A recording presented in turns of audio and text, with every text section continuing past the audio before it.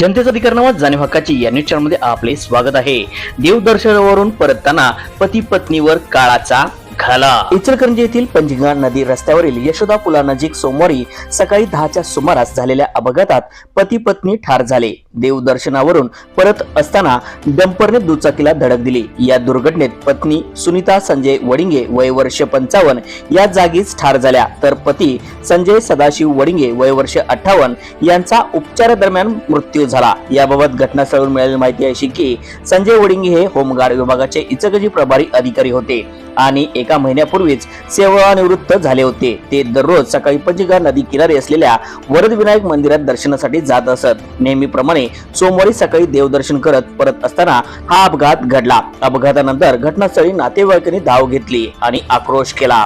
अपघातामुळे यशोदा पुलानजीक वाहतूक मोठ्या प्रमाणात ठप्प झाली होती। पोलिसांनी तातडीने घटनास्थळी धाव घेतली आणि वाहतूक सुरळीत केली। या अपघातामध्ये गंभीर जखमी झालेल्या संजय वडिंगे यांना तातडीने खासगी रुग्णालयात दाखल करण्यात आले, मात्र उपचार सुरू असतानाच त्यांचाही मृत्यू झाला। या घटनेमुळे कुटुंबावर दुःखाचा डोंगर कोसळला आहे। अपघातातील डंपर गावबाग पोलिसांनी ताब्यात घेतले आहे। या घटनेची तपास पोलीस करत आहेत। प्रतिनिधी विनोद शिंगेसह